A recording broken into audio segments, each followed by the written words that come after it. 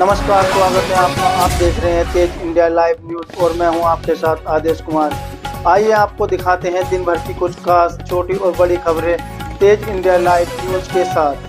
बता दें खबर बिजनौर से, जहां रेड़े की साफ्ट में दुपट्टा फंसने से हुई महिला की मौत। बता दें दुपट्टा फंसने से महिला की गर्दन कटी, जिससे महिला की दर्दनाक मौत हो गई। बता दें खून से लथपथ महिला की लाश रेड़े पर पड़ी देख लोगों के उड़े होश। वही महिला सुमन अपने पति बाबूराम के साथ दवाई लेने जा रही थी, रास्ते में हुआ दर्दनाक सड़क हादसा।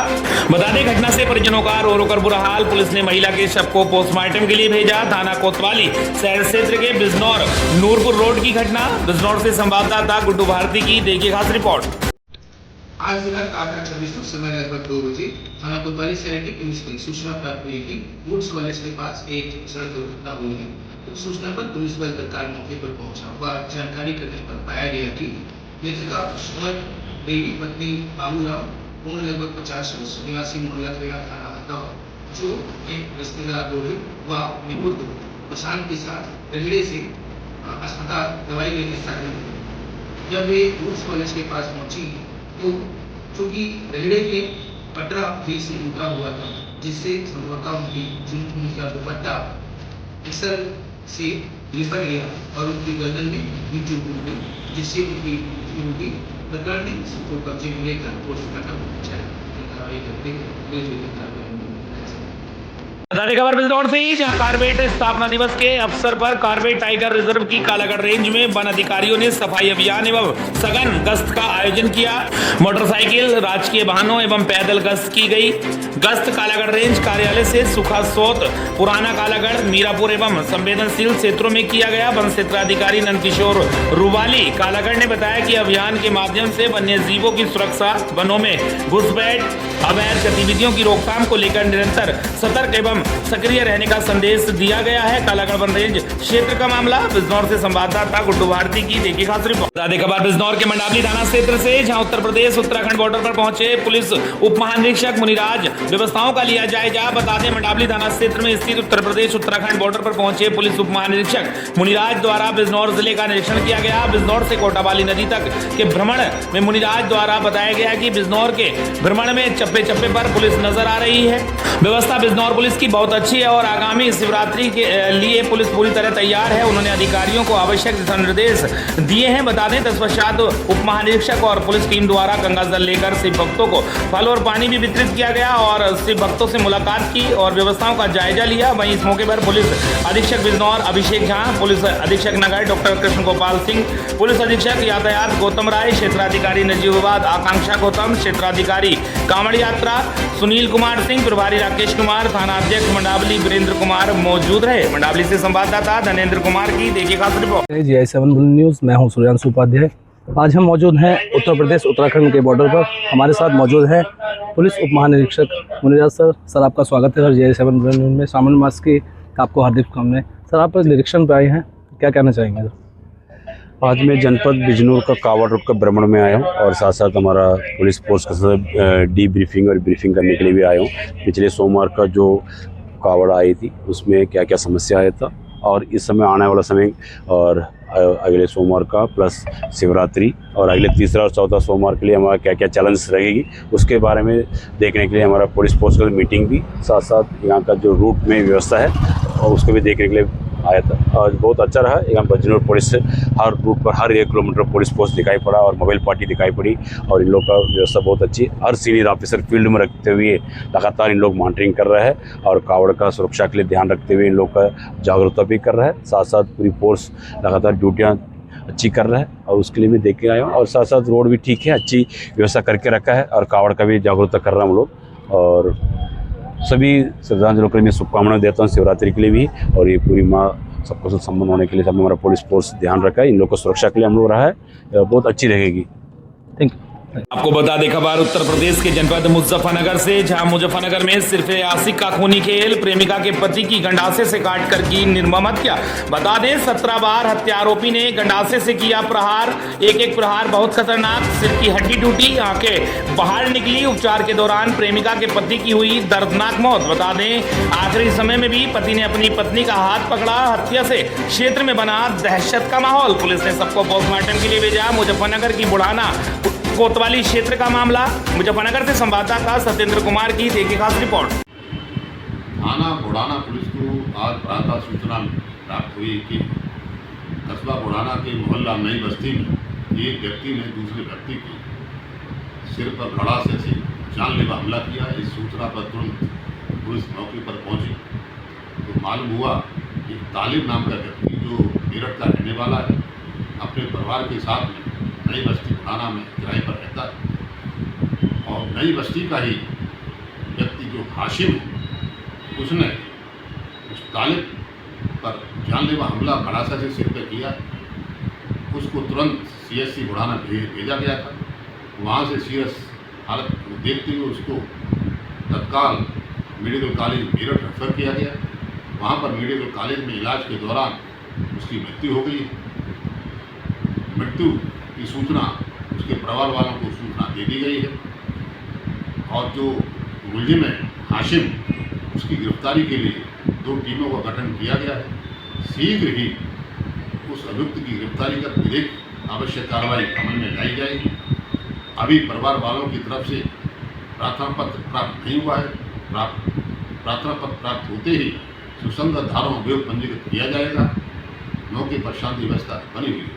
बता दें खबर मुजफ्फरनगर से ही, जहां जगाहेड़ी टोल प्लाजा पर शिव भक्तों का भव्य स्वागत तिताबी थाना प्रभारी जयवीर चौधरी ने की पुष्प वर्षा एवं फल वितरण। बता दें मुजफ्फरनगर में कांवड़ यात्रा के दौरान मुजफ्फरनगर में शिव भक्तों के स्वागत और सेवा का सिलसिला लगातार जारी है। तिताबी थाना क्षेत्र के जगाहेड़ी टोल प्लाजा पर शिव भक्तों का भव्य स्वागत किया गया। तिताबी थाना प्रभारी जयवीर चौधरी ने पुलिस टीम के साथ कांवड़ियों का ग्रैंड वेलकम करते हुए उन पर पुष्प वर्षा की। फूलों की बारिश के बीच शिव भक्तों का उत्साह देखते ही बन रहा था। इस दौरान पूरा माहौल हर हर महादेव और बम बम भोले के जयकारों से गूंज उठा। शिव भक्तों की सेवा और सुरक्षा को लेकर पुलिस प्रशासन पूरी तरह मुस्तैद नजर आ रहा है। वहीं जगाहेड़ी टोल प्लाजा पर आयोजित स्वागत कार्यक्रम में तिताबी थाना प्रभारी जयवीर चौधरी एवं CO फुगाना नरेंद्र यादव एवं जगाहेड़ी टोल चौकी इंचार्ज शुभम त्यागी सहित समस्त पुलिस स्टाफ और टोल स्टाफ मौजूद रहा। पुलिसकर्मियों ने कांवड़ियों का स्वागत कर उन्हें सुरक्षित यात्रा की शुभकामनाएं दी। सुरक्षा व्यवस्था के साथ साथ शिव भक्तों के प्रति पुलिस का यह सेवा और सम्मान भाव लोगों के बीच चर्चा का विषय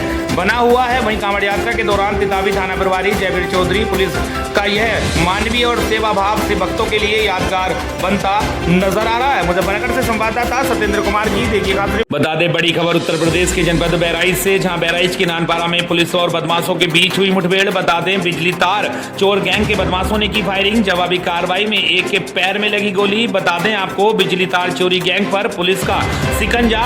मुठभेड़ के बाद 5 आरोपी गिरफ्तार, एक बदमाश फरार। वहीं सरयू नहर की पटरी पर तड़तड़ाई गोलियां। पुलिस मुठभेड़ में कदीर के पैर में लगी गोली। 4 साथी भी दबोचे गए। ऑपरेशन लंगड़ा में नानपारा पुलिस का बड़ा एक्शन। कार चोरी करने वाले गैंग का भांडा फोड़, 5 आरोपी गिरफ्तार। बता दें पुलिस को देखते ही बदमाशों ने झोंकी गोलियां। जवाबी फायरिंग में एक घायल, गैंग के 4 सदस्य गिरफ्तार।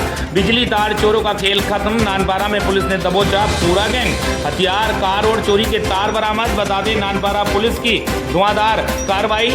मुठभेड़ के बाद 5 अपराधी गिरफ्त में। मौके पर से तमंचा और भारी मात्रा में तार बरामद। बहराइच में ऑपरेशन लंगड़ा का जोरदार असर। बिजली तार चोरी गैंग पर पुलिस का सिकंजा। मुठभेड़ में एक बदमाश घायल। बहराइच से संवाददाता पिंकी सिंह की देखिए खास रिपोर्ट। नानपारा थाना इलाके में एक एनकाउंटर हुआ, क्या कुछ जानकारी है, क्या बताना चाहिए?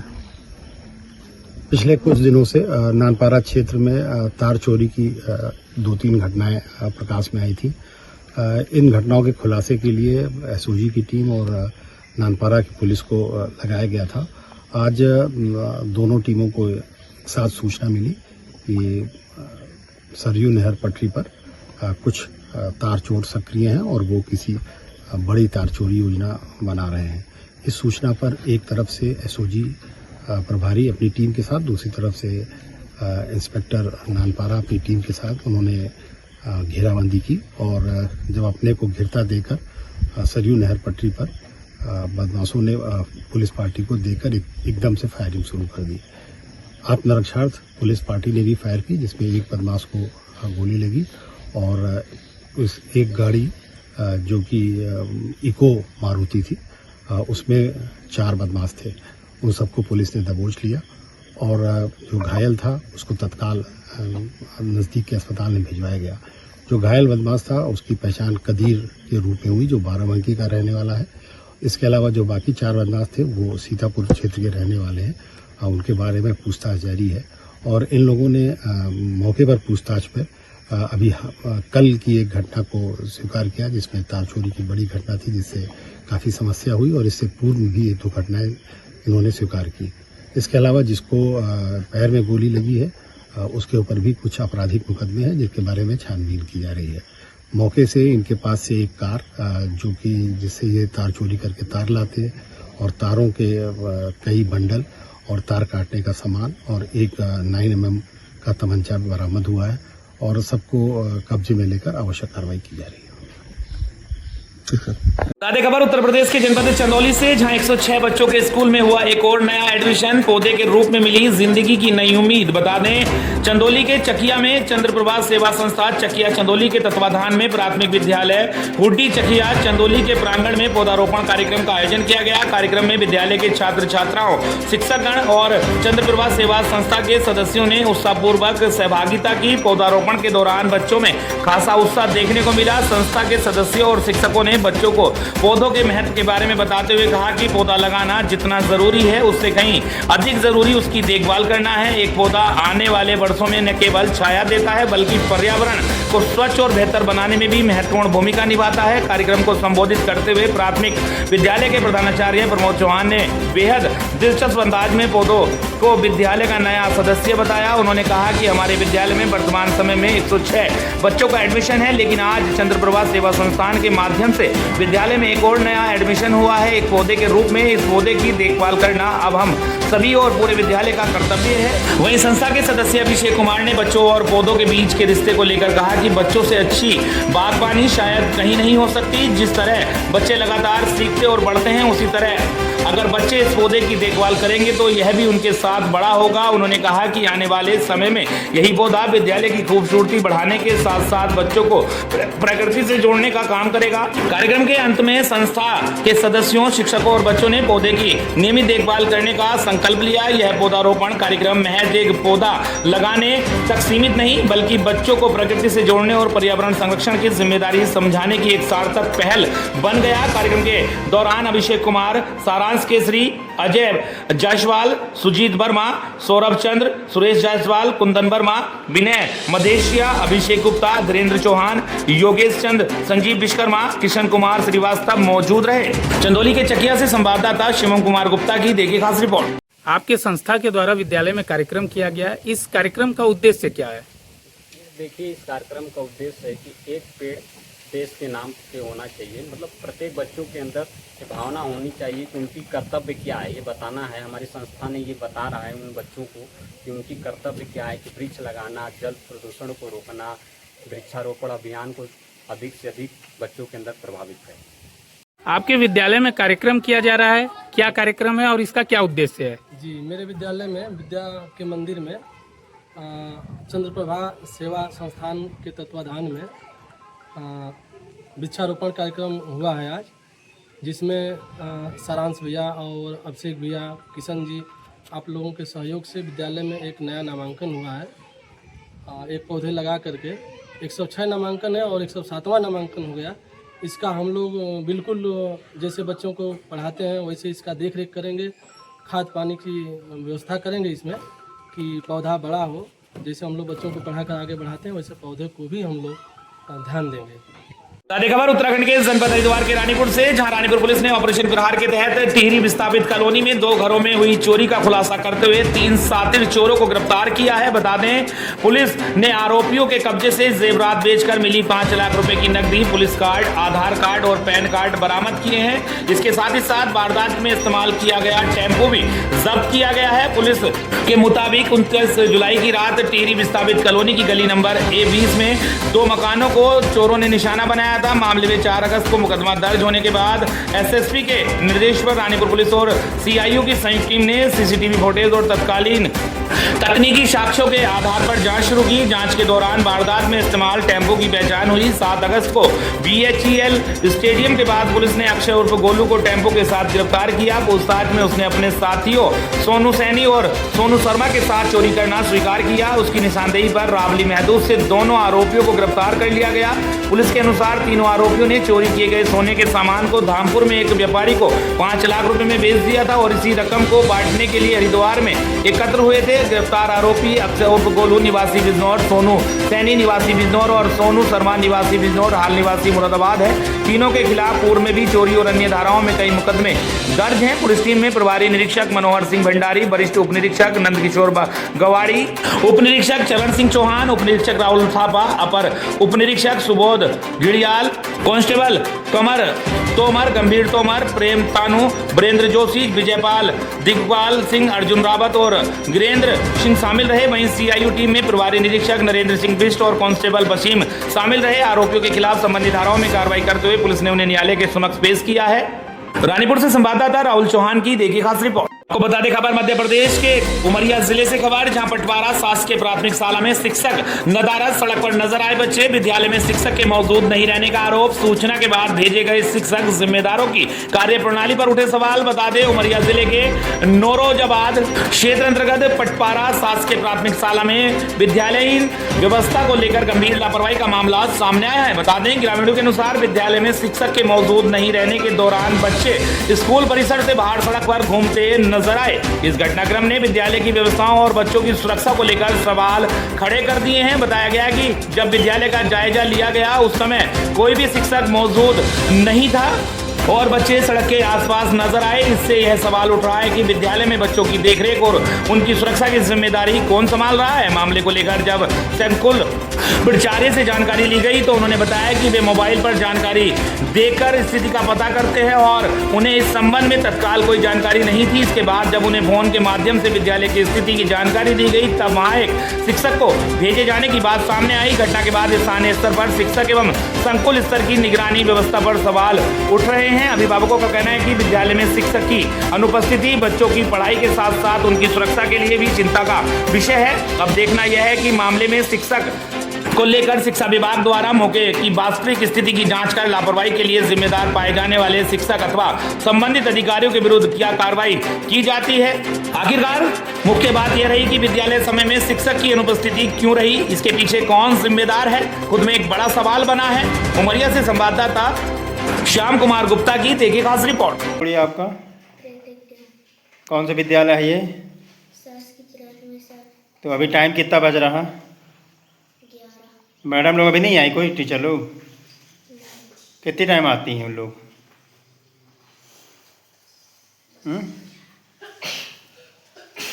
कितने टाइम आती हैं? तुम बताओ अपने से कितने टाइम आती हैं? कितने टाइम तक आ जाती हैं मैडम लोग? टाइम बताइए कुछ अंदाज। क्या नाम छोटू आपका? अभिनव। कौन सा विद्यालय है ये? शासकीय प्राथमिक शाला पटवारा। हाँ, तो अभी टाइम कितना हो रहा? 11 बजे। मैडम लोग अभी आई कि नहीं आई? नहीं। कोई टीचर नहीं आया अभी? नहीं। तो स्कूल कौन खोला? खुद खोले अपन तुम लोग? मैडम लोग कितने बजे तक आती हैं? 10 बजे आती हैं। तो फिर 11 बज गए, क्यों नहीं आई आज अभी तक? तुम लोग मतलब अकेले पढ़ाई कर रहे हो बिना मैडम सर के? ठीक। मेरा नाम है प्रताप सिंह। कौन सा गांव है ये? ये ग्राम पटवारा है। स्कूल कौन सा है? स्कूल ये प्राथमिक विद्यालय है। यहाँ पे टीचर लोग अभी तक नहीं आए, इसमें आपका क्या कहना है? ये टीचर लोग लापरवाही करते हैं, खुद से बच्चों को वैसे छोड़ देते हैं। बच्चे सुबह से आते हैं स्कूल, लेकिन यहाँ कोई नहीं रहता। उनको कुछ हो जाए इसका कौन जिम्मेदार है? टीचर कितने टाइम तक आती हैं? टीचर का कोई टाइम का कोई पता नहीं रहता, वही अपने मनमानी करते रहते हैं। जब मन पड़ता है आते हैं, जब मन पड़ता है चले जाते हैं। करीब कितने बच्चे होंगे यहाँ पे? यहाँ पे करीब होंगे 30-35 बच्चे होंगे। जिम्मेदारी नहीं मैडम की, कोई है ना? जवाबदारी नहीं, छोटे छोटे बच्चे हैं। मध्याह्न भोजन यहाँ पे कहाँ बनता है? मध्याह्न भोजन यही विद्यालय में ही बनता है। वो भी अभी नहीं आई? वो भी अभी नहीं आई है। 11 बज गए हैं अभी। मध्याह्न भोजन कैसा बनता है? ठीक रहता है? मध्याह्न भोजन ये तो बच्चों से पता चलेगा, अब हमको तो नहीं पता। यहाँ अभी 11 बज गए हैं। बच्चे अभी रोड के बाहर घूम रहे थे, अभी अंदर किए हैं। हम यहाँ काम करने के लिए आए हैं। स्कूल में थोड़ा सा रिपेयरिंग चल रहा है, उसके लिए।